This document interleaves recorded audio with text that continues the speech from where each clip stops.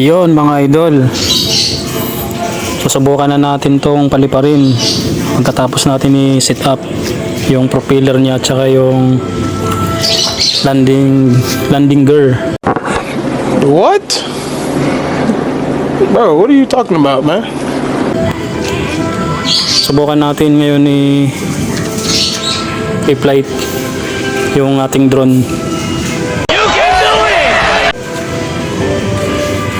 Makikita nyo naman kung legit talaga siya na hindi siya tatama or masasagi yung mga propeller niya. Ayan mga idol, nakikita nyo naman. Oh my God! Wow! Solid yung order ko sa Lazada. Sa Lazada ko lang na order itong yung propeller niya. Tsaka yung landing gear.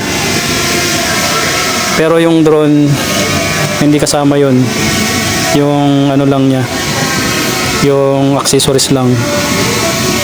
Kaya solid yung pag-order ko sa Lazada. Yeah, boy. Ang galing oh. Wala siyang sabit sa ilisin niya yung propeller. Yan mga idol, hanggang dito na lang tayo. Maraming salamat sa panonood nyo at sa pag-suporta nyo sa Facebook kong ito. Maraming salamat mga idol sa panonood nyo. God bless. Wow, ang galing naman oh. Kahit dinidinan ko siya, bumabalik pa rin sa pisto niya. Oh my God! Wow! Ganun siya kalupit. Ayos naman yung lipad niya.